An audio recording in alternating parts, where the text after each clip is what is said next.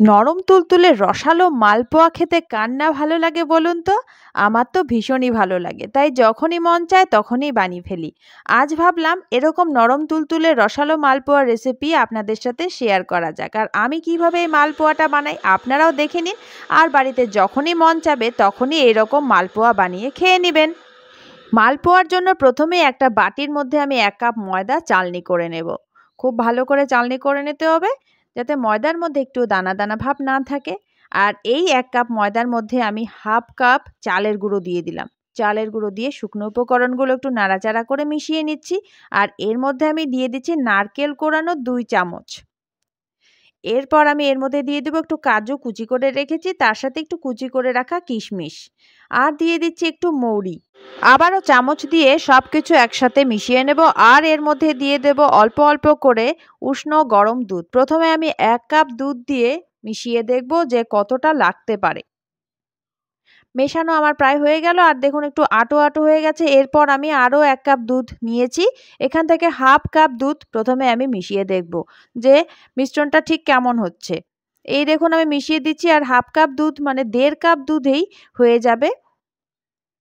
ভালো করে আমি ফেটিয়ে নেব। কিছু সময় আমি ফেটিয়ে নিলাম যাতে একটুও দানা দানা না থাকে, খেয়াল রাখবেন। আর এর মধ্যে আমি হাফ কাপ চিনি দিয়ে দিচ্ছি। চিনি হচ্ছে স্বাদ মতো, আপনারা যতটা মিষ্টি পছন্দ করেন। আর দেখুন ঠিক এইরকম একটা ব্যাটার তৈরি হয়ে যাবে মালপোয়ার জন্য। এইরকম একটা ব্যাটার তৈরি করলে আপনাদের মালপোয়া নরম তুলতুলে হবে।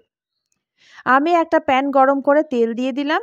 সাদা তেলের মধ্যে অল্প একটু ব্যাটার দিয়ে দেখলাম যে ঠিকঠাক গরম হয়েছে কিনা। তেল গরম হয়ে গেছে। এবারে আমি লো ফ্লেমে মালপোয়াগুলো ভেজে নেব। এই একটা হাতা নিয়েছি, এক হাতার অল্প কম করে আমি এই মালপোয়াগুলো তেলের মধ্যে দিয়ে দিলাম। আর দেখুন কিছু সময় এভাবে ভাজা হতে থাকবে। আর একদিক কিছুটা ভাজা হয়ে গেলে আমি উল্টে দেবো। আর পেছন দিকটাও দেখুন আমার ভাজা হয়ে গেছে। আর উল্টে পাল্টে একটু লালচে করে মালপোয়াগুলো ভেজে নিতে হবে। সাদা করার দরকার নেই। মালপোয়া একটু লালচে লালচে ভাব থাকলেই ভালো লাগে। কিছু সময় আমি উল্টে পাল্টে মালপোয়াগুলো ২ দিকই ঠিক এই রকম একটু লালচে ভাব করে ভেজে নিলাম। আর এই ৩টে মালপোয়া আমার ভাজা হয়ে গেছে। এবারে তেল ঝরিয়ে এই তেল থেকে আমি মালপোয়াগুলো তুলে রাখছি। আর পরের বারের মালপোয়াগুলোও ঠিক একইভাবে আমি এই প্যানের মধ্যে ভেজে নেব। ১ হাতার অল্প কম আমি ব্যাটার দিয়ে দিচ্ছি তেলের মধ্যে। আর দেখুন কতটা ছড়িয়ে যাচ্ছে। একইভাবে সবগুলো মালপোয়া আমি ২ দিক উল্টে পাল্টে একটু লালচে রং করে ভেজে নেব। মালপোয়া রসে ভেজানো থাকবে তাই তৈরি করতে হবে শিরা।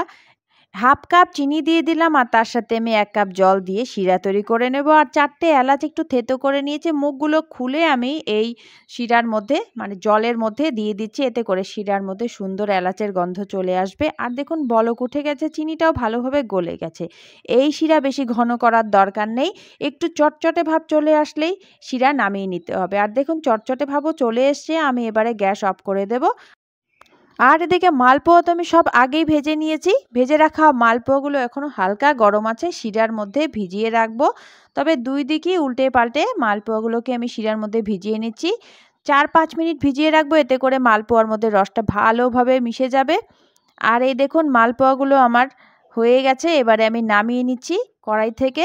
আর পরের বারেরগুলো ঠিক একইভাবে শিরার মধ্যে কিছু সময় ভিজিয়ে রাখবো। আর তারপরে গরম গরম বা ঠান্ডা যেভাবে খুশি আপনারা মালপোয়াটা পরিবেশন করতে পারেন। আমাদের আজকের রেসিপি নরম তুলতুলে রসালো মালপোয়া একেবারে তৈরি হয়ে গেল। খেতে বেশ স্বাদের হয়েছে। শীতকালে এরকম মালপোয়া গরম গরম বা ঠান্ডা যেভাবেই খুশি আপনারা খেতে পারেন। তবে পিঠে আমাদের বাসি পিঠেটাই বেশ ভালো লাগে ঠান্ডা করে। রেসিপি আপনাদের কেমন লাগলো অবশ্যই জানাবেন। ভালো লাগলে ভিডিওতে লাইক দিয়ে দেবেন, প্রচুর প্রচুর শেয়ার করবেন, কমেন্ট করবেন। নতুন বন্ধু হয়ে থাকলে চ্যানেলটি অবশ্যই সাবস্ক্রাইব করে দেবেন। আর আমার সাবস্ক্রাইবার বন্ধুরা ভিডিওতে লাইক দিয়ে এভাবেই ভালোবেসে আমার পাশে থাকবেন।